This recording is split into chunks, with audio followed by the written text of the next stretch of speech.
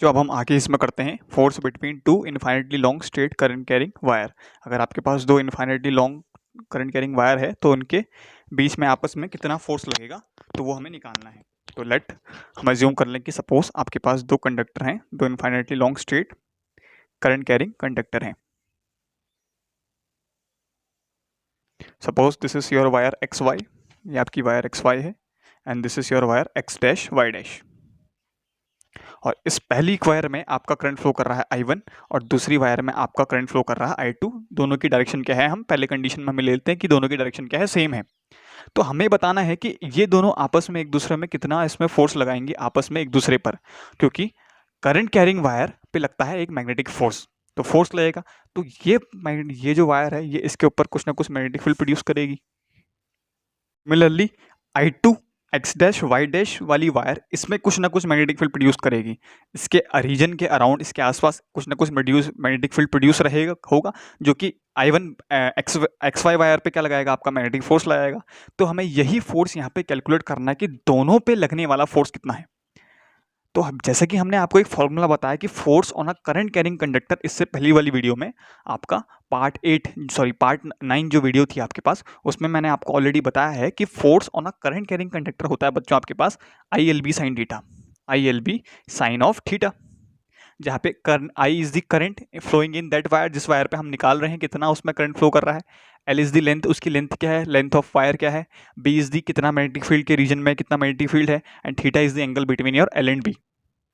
तो अगर हम I1 के कारण I2 पे अगर हम निकालें नेट फोर्स, तो उसके लिए पहले मुझे ये पता लगाना पड़ेगा कि I1 जो XY वायर है इसके कारण X डैश Y डैश में कितना मैग्नेटिक फील्ड है और उसकी डायरेक्शन कहाँ को है। तो अगर हम निकालें इस पॉइंट से, देखिएगा करंट ऊपर को है, तो इस पॉइंट में आपका जो मैग्नेटिक फील्ड होगा from the right hand rule अगर हम निकालें तो दैट इज जो मेरा पाम है, पुश ऑफ पाम, ये अंदर को जा रहा है, यानी एक्स वाई वायर के कारण एक्स डैश वाई डैश में जो मैग्नेटिक फील्ड है दैट इज योर इनवर्ड, यानी इसके कारण इस पे जो मैग्नेटिक फील्ड है that is your inward. Let suppose हम कह रहे हैं this is your B1 vector, inward मतलब है बच्चों आपके पास cross, suppose this is your B1 vector. Similarly X dash Y dash wire भी इस पे कुछ ना कुछ मैग्नेटिक फील्ड प्रोड्यूस कर रही होगी, लगा रही होगी। तो इसकी अगर मैं डायरेक्शन निकालूंगा तो करंट की डायरेक्शन में हम रखेंगे थंब, एंड दी जो हमारा पाम है हम देखेंगे इस वाली रीजन पे जहाँ पे हमें बताना है। तो I1 पे जो करंट है आपके पास, जो मैग्नेटिक फील्ड है दैट इज योर आउटवर्ड, यानी इसके लिए जो मैग्नेटिक फील्ड है that is your outward, then this is due to the wire X dash Y dash, तो दिस इज योर B2। और लेट हम सपोज कर रहे हैं कि जो इन दोनों के बीच की जो सेपरेशन है that is your small D, small D is the separation, या स्मॉल डी कह सकते हैं आप, या आप ले लें आप small R is the separation between these two wires. तो अगर मैं B1 लिखना चाहूँ, अगर मैं मैग्नेटिक फील्ड B1 लिखना चाहूँ तो मैग्नेटिक फील्ड B1 कितना होगा बच्चों, आपको मैंने ऑलरेडी बताया है कि magnetic field due to a infinitely long current carrying wire at any point को हम लिखा जाता है आपके लिए, इसका जो फॉर्मूला था आपके पास that was your mu not I upon 2πr, where r is the distance between this wire to that point, जिस पॉइंट पे हम मैग्नेटिक फील्ड निकाल रहे हैं। तो इस वायर से इस पॉइंट की जो दूरी है दैट इज योर r, और करंट कितना फ्लो हो रहा है एक्स वाई वायर में, क्योंकि इस वायर के कारण हम निकाल रहे हैं magnetic field on the X dash Y dash. तो इसलिए जो हम यहाँ पे करंट लेंगे that is your I1 current, I1 current आएगा, and R is the distance between this wire to that point, जिस पॉइंट पे हम मैग्नेटिक फील्ड निकाल रहे हैं।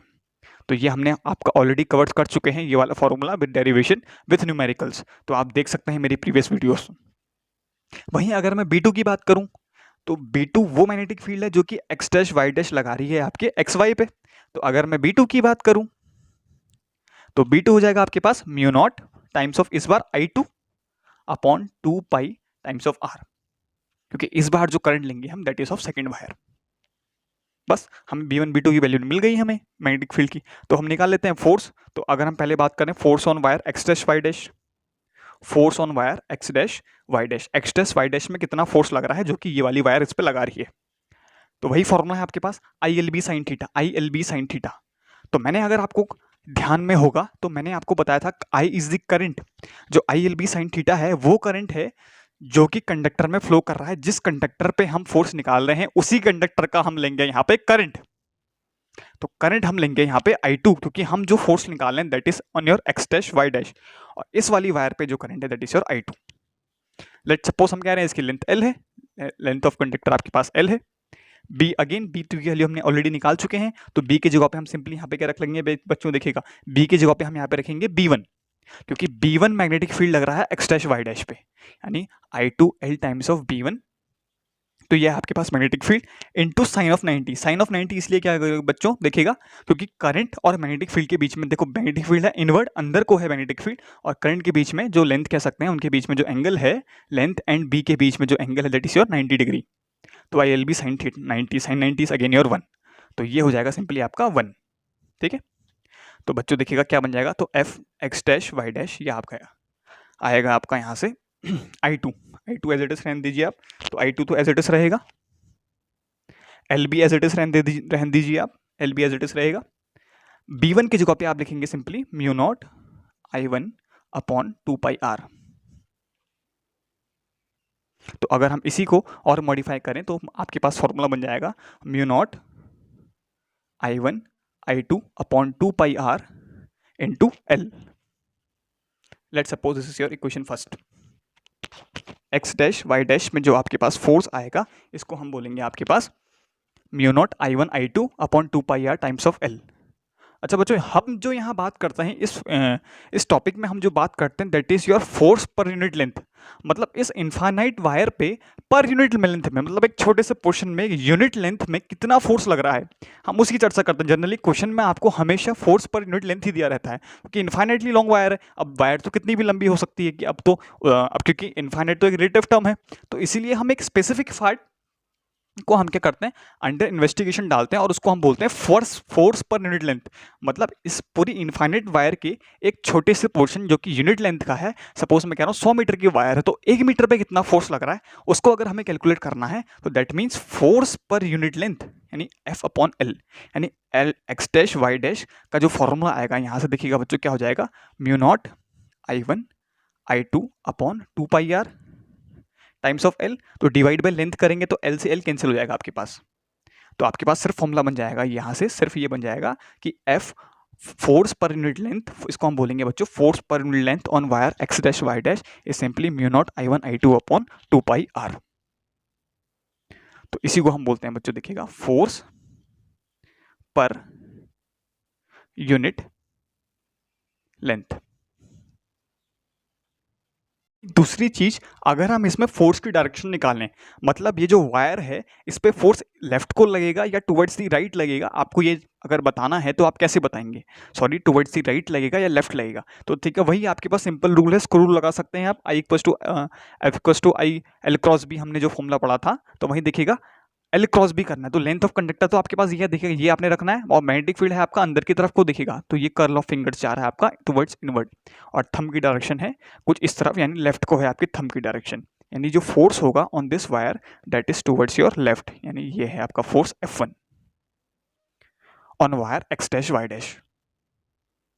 अब सिमिलरली यही फोर्स हम फ्लेमिंग्स के लेफ्ट हैंड रूल से भी निकाल सकते हैं, आप अगर आपको बहुत सुविधा हो तो आप फ्लेमिंग्स का लेफ्ट हैंड यूज भी का रूल का भी यूज कर सकते हैं। देखिएगा करंट की डायरेक्शन में आपने रखना है फिंगर आपने रखनी है करंट की डायरेक्शन में, देखिएगा सॉरी ये मैग्नेटिक फील्ड है आपका इनवर्ट, करंट है आपका ऊपर, देखिएगा ये तो थंब देखो आपका जा रहा है लेफ्ट साइड को, मैग्नेटिक फील्ड है इनवर्ट, करंट है आपका सॉरी आपका जो करंट है ऊपर को, तो आपका जो फोर्स है यानी थंब की जो direction that is towards left, तो फ्लेमिंग्स लेफ्ट हैंड रूल से भी आप इसकी डायरेक्शन निकाल सकते हैं।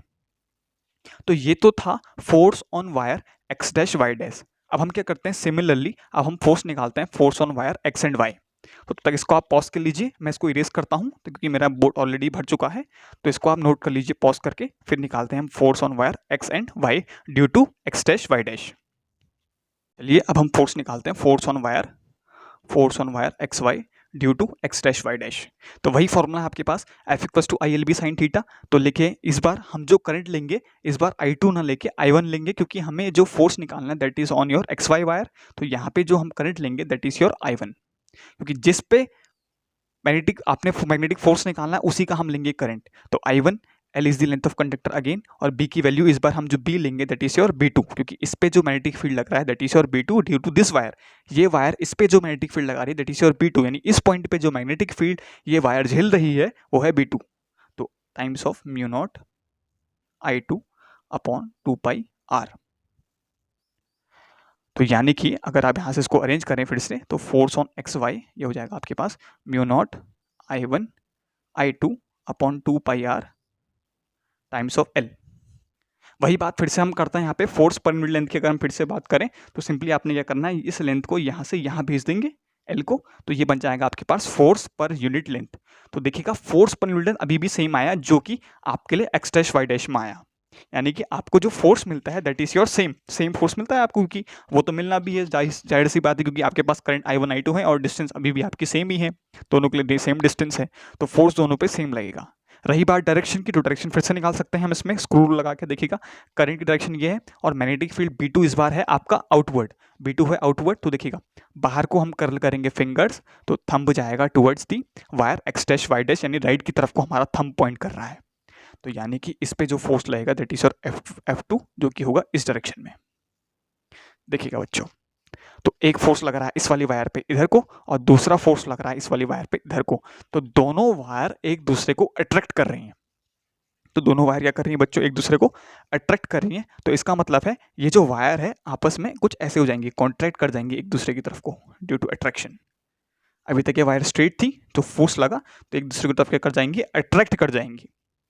ये आपके पास करंट था I1, this is your I2 and this shows your attraction.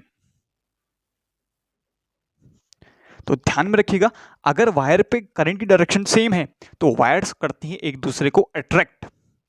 वहीं अगर हम इसका अपोजिट ले लें, अगर हम दोनों पे डायरेक्शन रिवर्स ले लें, एक में डायरेक्शन ऊपर को एक में डायरेक्शन नीचे को, यानी दोनों की डायरेक्शन अगर हम रिवर्स कर लें तो वायर उस केस में करती हैं एक दूसरे को रिपेल।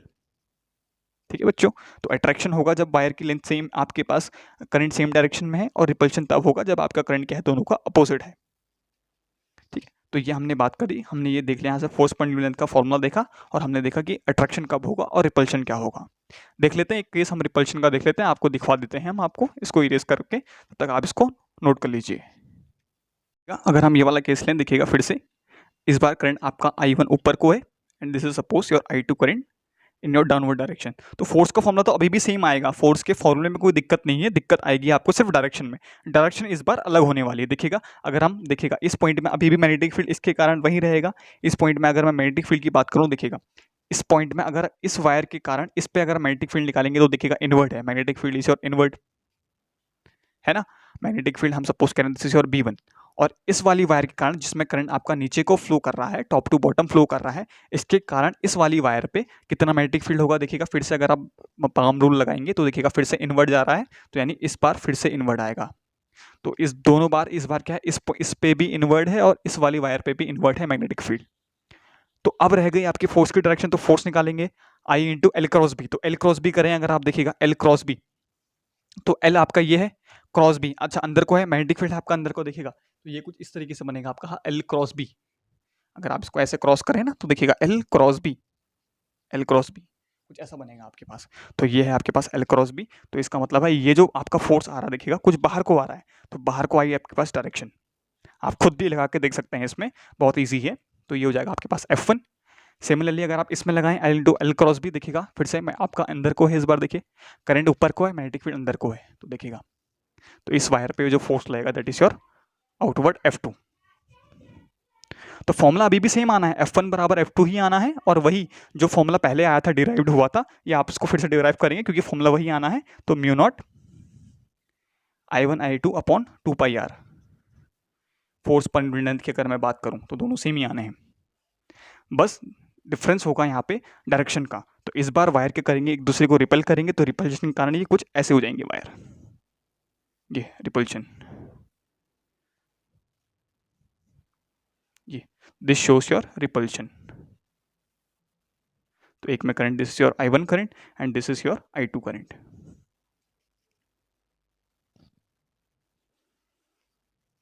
ध्यान में रखने वाली बात यह है कि बच्चों कंक्लूजन हम जो कह सकते हैं यहाँ से, आपने कंक्लूजन ये रखना है कि फोर्स तो सेम है, forces are equal, forces are equal in magnitude, but direction क्या है, एक दूसरे को क्या कर रहे हैं, रिपेल कर रहे हैं, बट वायर्स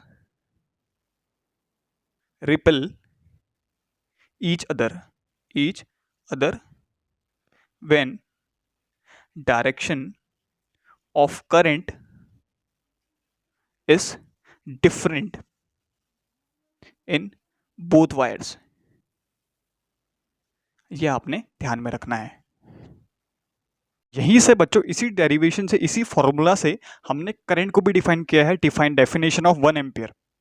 तो यहीं से हम 1 एम्पियर की डेफिनेशन को भी डिफाइन कर सकते हैं। देखिएगा बच्चों कैसे डिफाइन करेंगे डेफिनेशन ऑफ 1 एम्पियर करें 1 एम्पियर को। तो अभी हमने जो रिलेशन पढ़ा आपके पास दिखेगा, by using the relation, by using relation, हमने अभी जो रिलेशन पढ़ा आपके पास, बहुत ही खूबसूरत सा relation, F upon L that was equal to mu not I1 I2 upon 2 pi R. आपने डिफाइन करना है 1 एम्पियर। तो कैसे डिफाइन करेंगे, तो देखिएगा जब I1 I2 जब आपका हो जाए एग्जैक्टली 1, I1 इक्वल टू हो जाए आपके पास I2, I1 I2 हो जाए आपके पास दोनों exactly equal to I, suppose हम कह रहे हैं दोनों आपके आपस में इक्वल है और I के बराबर है। और दूसरी कंडीशन हम ले रहे हैं कि आपके पास जो डिस्टेंस बिटवीन द जो वायर है that is your 1 metre, 1 metre है इन दोनों के बीच में सेपरेशन, दो वायर्स के बीच में जो सेपरेशन है दैट इज योर 1 मीटर। तो हम कह रहे हैं अगर दोनों में सेम करंट फ्लो कर रहा है आई और दोनों के बीच की सेपरेशन है 1 मीटर, तो देखिएगा अगर सेम डायरेक्शन है करंट की तो वायर करेंगे अट्रैक्ट, तो वायर अट्रैक्ट करती हैं तो कुछ इस तरीके से अट्रैक्ट कर जाएंगे ये वायर। देखिएगा आई करंट फ्लो करेगा इसमें और 1 मीटर इसकी वायर की के बीच में जो दूरी है दैट इज योर 1 मीटर। तो अगर मैं यहाँ पे अगर मैं इसको प्लेस करूँ तो देखिएगा क्या फॉर्मूला बन जाएगा आपके पास, F upon L that is your mu not upon 2 pi times of I, यानी 1 एम्पियर करना है हमें। तो 1 एम्पियर का मतलब है जब आई आपका कितना हो जाए, 1 हो जाए। 1 एम्पियर का मतलब है यानी कि आपका जो करंट है दैट इज योर 1 एम्पियर हो जाए। तो यानी आई को आप क्या प्लस करेंगे, I1 I2 को हम यहाँ पे प्लेस कर लेंगे 1 इंटू 1 यानी 1, तो mu not upon 4 pi, mu not upon 2 pi relation आएगा। तो अगर मैं इसको सॉल्व करूँ तो म्यू नॉट की वैल्यू आपको ऑलरेडी सी पता है पहले से, 4 पाई 10 टू दी पावर -7 अपॉन 2 पाई। तो आपके पास जो वैल्यू मिलेगी यहाँ से देखिएगा 2 into 10 to the power -7 newton पर मीटर। तो फोर्स पर यूनिट लेंथ अगर आपके पास इतना आता है जब कोई करंट बहता है तो उस करंट को हम बोलते हैं 1 एम्पियर। अब देखिएगा इसको डिफाइन कैसे किया गया है बच्चों, इसको डिफाइन ऐसे किया गया है कि defined as the amount of current passing through the wire, defined as the current of amount of current passing through the wire, infinitely long straight conducting wire की हम बात कर रहे हैं, placed at a unit distance, placed at a unit distance and experiences a force of 2 into 10 to the power -7 newton पर metre. एक दूसरे पे अगर इतना फोर्स लगा रही है 2 into 10 to the power -7 newton पर मीटर, तो समझ लेना करंट कितना है इसमें, 1 एम्पियर का करंट फ्लो कर रहा है। तो कितनी खूबसूरत सी डेफिनेशन बनाई है। तो ये है, हमने इसको बेसिकली 1 एम्पियर को हमने ऐसे रेफरेंस से हमने इसको डिफाइन किया कि अगर इतना फोर्स लग रहा है, दोनों वायर एक दूसरे पे अगर इतना फोर्स लगा रही हैं 2 into 10 to the power -7, तो समझ लेना दोनों में करंट सेम है और कितना है, 1 एम्पियर का करंट है। तो इसको मैं आपको डेफिनेशन वाइज भी लिखवा देता हूँ। तो ये है आपके पास इसमें डेफिनेशन। तो देखिएगा आपको मैं डेफिनेशन रिवाइव कराऊं तो define as the amount of current passing through the wire, define as the current passing through the wire, infinitely long current carrying wire, पहले आपने ध्यान में रखना है कि infinitely long current carrying wire है, placed at unit distance and experiences a force of 2 into 10 to the power -7 newton पर metre. ये इंपॉर्टेंट है, आपके पास फोर्स पर लेंथ जो लग रहा है वायर पे that is 2 into 10 to the power -7 metre on each other, तो इसी को हम कहते हैं 1 एम्पियर करंट। तो समझ जाना कि आपके पास 1 एम्पियर करंट है। तो आपका अट्रैक्शन भी हो सकता है या रिपल्शन कुछ भी हो सकता है आपके पास। आपने कंडीशन ये है कि अगर सेम डायरेक्शन में है करंट तो हम कह देंगे अगर फोर्स इतना लग रहा है 2 into 10 to the power -7 लग रहा है तो हम कह देंगे आपके पास क्या है, जो करंट है इस पॉइंट पे जो है आपके पास दैट इज 1 एम्पियर। वहीं अगर आपके पास रिपल्शन, अगर आपके पास करंट अपोजिट भी है तो भी चलेगा। तो अगर रिपल्शन है तो भी अगर फोर्स अगर इतना ही है तो भी यही डिफाइन होगा एज 1 एम्पियर करंट। जो करंट फ्लो कर रहा है इस दोनों वायर पे दैट इज योर 1 एम्पियर। तो this was definition of your 1 ampere. ये आपके पास एक कॉन्सेप्चुअल क्वेश्चन है बच्चों। तो आपके पास दो वायर्स हैं, आपको एक्स वाई और एक्स डैश वाई डैश, इसके पड़ोस में दो लूप्स रखे गए हैं, रेक्टेंगुलर लूप या स्क्वायर लूप जो भी कह सकते हैं आप, और इनके बीच का जो सेपरेशन है, लेट सपोज हम कह रहे हैं suppose this separation is your A, ठीक है। तो ए सेपरेशन है वायर के साथ इनके बीच में, तो आपको निकालना है कि net movement of the loop, ये आपका लूप इस वायर की तरफ को अट्रैक्ट करेगा या रिपेल करेगा। सिमिलरली ये वाली लूप जो है इस वायर की तरफ को अट्रैक्ट करेगा, इसके पास आएगा या इससे दूर जाएगा, आपको ये बताना है। तो चलिए स्क्रीन पॉज कर लिए और बताइए मुझे डायरेक्शन। अगर हम करें देखिएगा, अगर एक करंट कैरिंग वायर है, देखिएगा इन सभी वायर्स पे जो मैग्नेटिक फील्ड होगा that would be your inward, यानी मैग्नेटिक फील्ड जो होगा अंदर को होगा, यानी कि जो मैग्नेटिक फील्ड है दैट इज योर इनवर्ड। अब रह गई आपके पास फोर्स की डायरेक्शन। अब आपने निकालना है फोर्स, तो फोर्स निकालने के लिए वही एल क्रॉस बी करेंगे।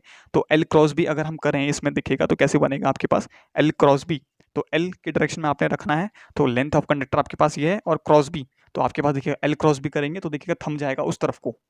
देखिएगा इस पॉइंट में जो फोर्स की डायरेक्शन होगी दैट इज और इस डायरेक्शन में F1।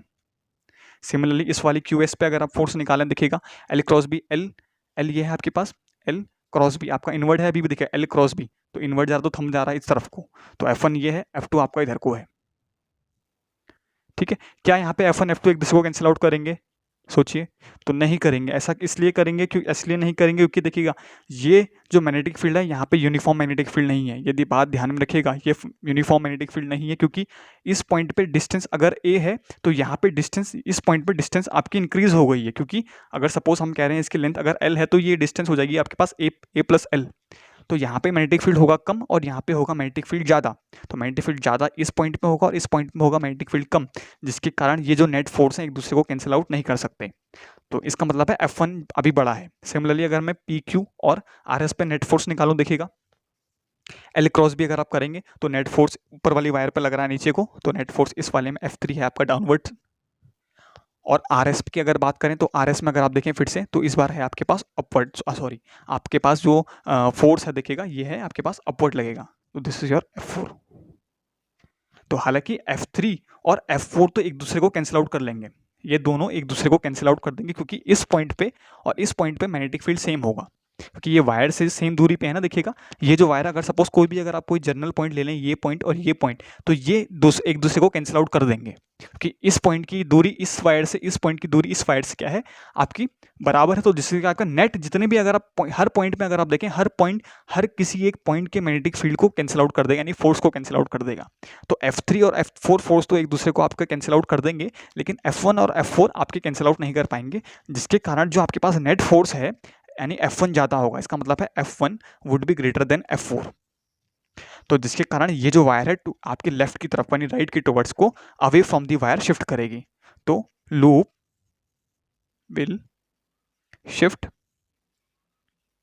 अवे फ्रॉम वायर, तो लूप दूर जाएगा इससे, ठीक है, वायर के से दूर जाएगा। चलिए अब हम करते हैं अगला देखिएगा। सिमिलरली अगर हम यहाँ पे मैग्नेटिक फील्ड निकालें तो मैग्नेटिक फील्ड अभी भी इसके कारण, इस वायर के कारण इन सब पे क्या है, इनवर्ड है, तो देखिएगा इनवर्ड है।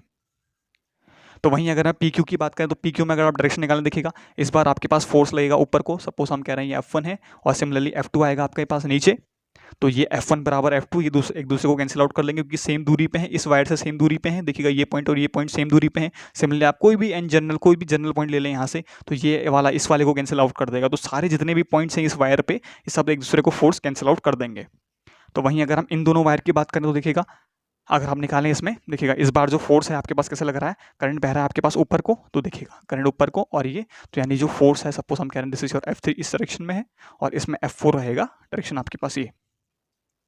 तो वही बात फिर से F3 फोर्स ज़्यादा होगा एज कम्पेयर टू F4, जिसके कारण ये एक दूसरे को कैंसिल आउट नहीं कर पाएंगे F3 और F4, जिसके कारण नेट फोर्स इधर को ज़्यादा है, तो ये towards the wire X dash Y dash ये मूव करेगा फ्रेम आपका, यानी loop will shift towards wire.